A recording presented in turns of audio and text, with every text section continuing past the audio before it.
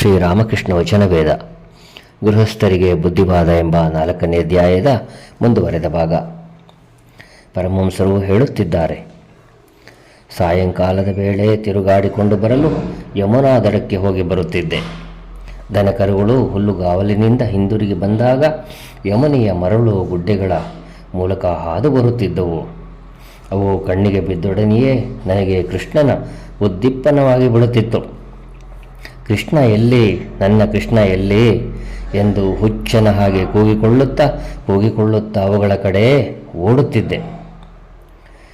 ನಾನು ಪಲ್ಲಕ್ಕಿಯಲ್ಲಿ ಕುಳಿತು ಶ್ಯಾಮಕೊಂಡ ರಾಧಾಕೊಂಡಗಳಿಗೆ ಹೋಗುತ್ತಿದ್ದಾಗ ಗೋವರ್ಧನವನ್ನು ನೋಡಬೇಕೆಂದು ಕೆಳಕ್ಕೆ ಇಳಿದೆ.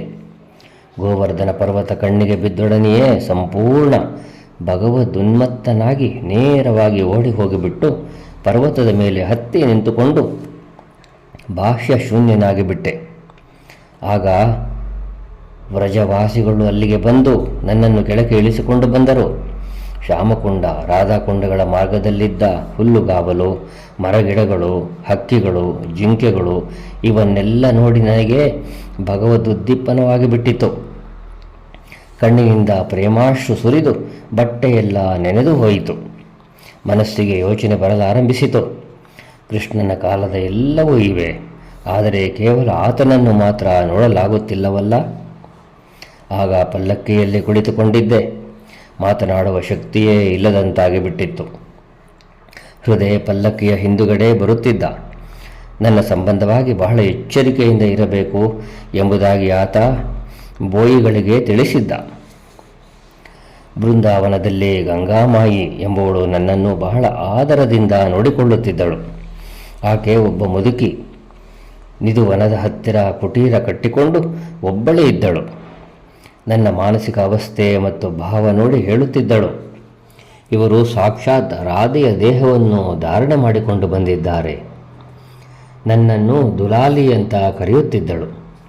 ಆಕೆ ಕುಟೀರಕ್ಕೆ ಹೋದನೆಂದರೆ ನನ್ನ ಊಟ ಗೀಟದ ಯೋಚನೆ, ಹಿಂದಿರುಗಬೇಕು ಎಂಬ ಭಾವನೆ ಎಲ್ಲವೂ ಮರೆತು ಹೋಗಿಬಿಡುತ್ತಿತ್ತು. ಹೃದಯ ಒಂದೊಂದು ದಿನ ನಾವು ಇಳಿದುಕೊಂಡಿದ್ದ ಮನೆಯಿಂದ ಆಹಾರ ತೆಗೆದುಕೊಂಡು ಬಂದು ಅಲ್ಲೇ ತಿನ್ನಿಸುತ್ತಿದ್ದ.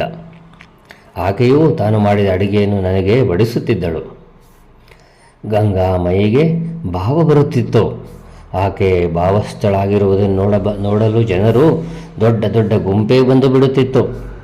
ಒಂದು ದಿನ ಆಕೆ ಭಾವದಲ್ಲಿ ಹೃದಯನ ಹೆಗಲ ಮೇಲೆ ಹತ್ತಿಬಿಟ್ಟಳು.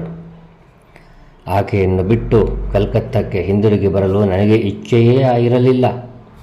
ಆಕೆಯೊಡನೆ ಇಲ್ಲಿಯೇ ಇರಲು ಎಲ್ಲ ವ್ಯವಸ್ಥೆಯನ್ನು ನಡೆದು ಹೋಯಿತು. ನನಗಾಗಿ ಕುದು ಪಲ್ಲಕ್ಕಿಯ ಅನ್ನದ ಏರ್ಪಾಡು ಆಯಿತು. ಆ ಕುಟೀರದಲ್ಲಿ ಗಂಗಾ ಮಾಯಿಯ ಹಾಸಿಗೆ ಯಾವ ಕಡೆ ಇರಬೇಕು, ನನ್ನ ಹಾಸಿಗೆ ಯಾವ ಕಡೆ ಇರಬೇಕು ಎಂಬುದರ ಏರ್ಪಾಡೂ ಆಯಿತು.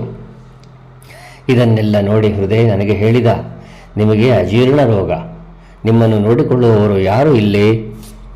ಗಂಗಾಮಾಯಿ ಹೇಳಿದಳು, ಏಕೆ, ನಾನಿದ್ದೇನಲ್ಲ, ನಾನು ಇವರ ಸೇವೆ ಮಾಡುತ್ತೇನೆ. ಹೃದಯ ಒಂದು ಕೈ, ಗಂಗಾಮಾಯಿ ಇನ್ನೊಂದು ಕೈ ಹಿಡಿದುಕೊಂಡು ನನ್ನನ್ನು ಎಳೆಯಲಾರಂಭಿಸಿದರು. ಆ ಸಮಯಕ್ಕೆ ಸರಿಯಾಗಿ ನನಗೆ ನನ್ನ ಹೆತ್ತ ತಾಯಿ ಜ್ಞಾಪಕ ಬಂತು. ಆಕೆ ಒಬ್ಬಳೇ ಇಲ್ಲಿನ ನಹಬತ್ ಖಾನೆಯಲ್ಲಿ ವಾಸವಾಗಿದ್ದಳು. ಬಳಿಕ ಅಲ್ಲಿ ನಿಲ್ಲಲಾಗಲಿಲ್ಲ. ಆಗ ಗಂಗಾಮಾಯಿಗೆ ಹೇಳಿದೆ, ಆಗುವುದಿಲ್ಲ, ನಾನು ಹೋಗಲೇಬೇಕು. ಬೃಂದಾವನದಲ್ಲಿ ಒಳ್ಳೆ ಉದ್ದೀಪನ ಆಗುತ್ತದೆ. 11 ಗಂಟೆ ಆಯಿತು. ಪರಮಹಂಸರು ಭಗವತಿ ಕಾಳಿಯ ಪ್ರಸಾದ ಸ್ವೀಕರಿಸುತ್ತಿದ್ದಾರೆ. ಮಧ್ಯಾಹ್ನದ ವಿಶ್ರಾಂತಿಯಾದ ನಂತರ ಪರಮಹಂಸರು ಭಕ್ತರೊಡನೆ ಮಾತುಕತೆ ಆರಂಭಿಸಿದ್ದಾರೆ. ಮಧ್ಯೆ ಮಧ್ಯೆ ಒಮ್ಮೊಮ್ಮೆ ಪ್ರಣವೋಚ್ಚಾರಣೆಯನ್ನು ಅಥವಾ ಭಗವನ್ ನಾಮೋಚ್ಚಾರಣೆಯನ್ನೂ ಮಾಡುತ್ತಿದ್ದಾರೆ. ಮುಸ್ಸಂಜೆ ಆಯಿತು. ದೇವಾಲಯಗಳಲ್ಲಿ ಮಂಗಳಾರತಿ ನಡೆಯುತ್ತಿದೆ. ಪರಮಹಂಸರು ಕಾಳಿ ದೇವಾಲಯಕ್ಕೆ ಬಂದಿದ್ದಾರೆ.